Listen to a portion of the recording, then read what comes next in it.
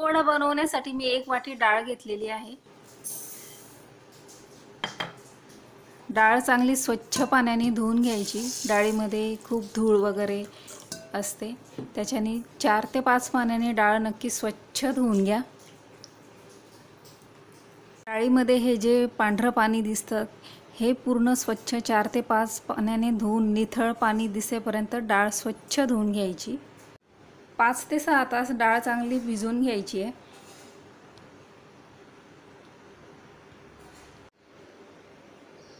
सहा तासांपेक्षा डाळ जास्त भिजवायची नाही, कारण याने आपले वडे खूप तेलकट होतील। आता 6 तासासाठी मी ही डाळ झाकून ठेवते। 6 तास झालेले आहेत आणि डाळ आपली छान इथे भिजून तयार झालेली आहे। एकदम सॉफ्ट झालेली आहे डाळ।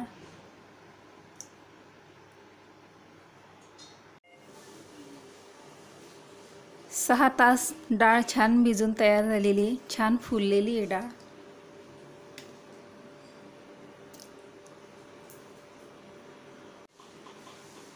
आता डाळ मी मिक्सरमध्ये बारीक करून घेते। डाळ बारीक करताना अजिबात याच्यात पाणी टाकायचं नाही आहे। डाळ भिजलेली असते छान, त्याच्यातच डाळ बारीक होते। डाळ बारीक करून इथे तयार आहे। आता या स्टेपला आपण यात घालणार आहोत 2-3 हिरव्या मिरच्या मी बारीक करून घेतलेल्या आहेत, त्या मी याच्यात टाकते।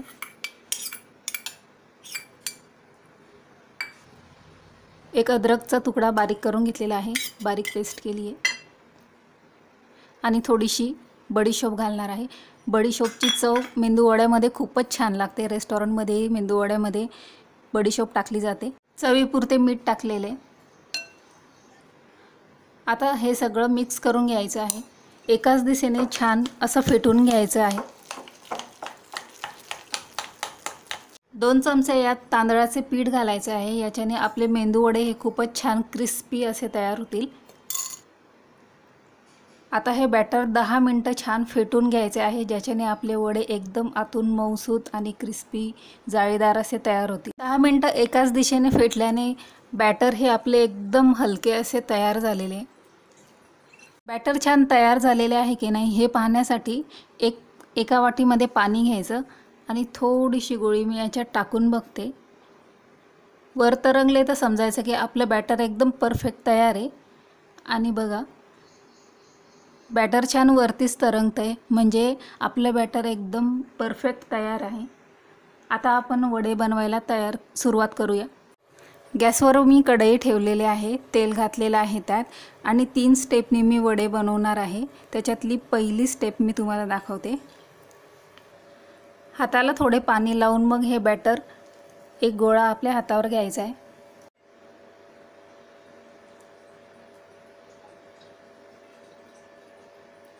पाण्याचा हलकासा हात घ्यायचा आहे आणि हा वडा आता तेलात हलक्या हाताने सोडायचा आहे।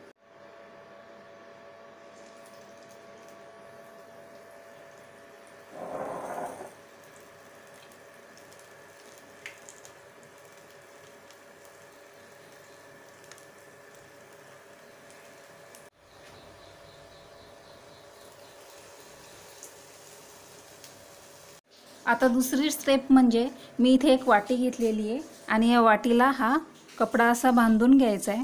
असा वाटीला पॅक करून घ्यायचा आहे व्यवस्थित। आता या वाटीला पाणी लावून घ्यायचं आहे, ज्याच्याने आपला वडा याला चिटकणार नाही।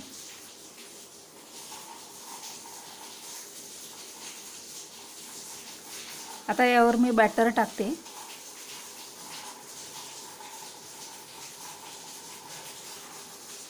छान वडा आपला इथे तयार झालेला आहे आणि आता मी याला फ्राय करते।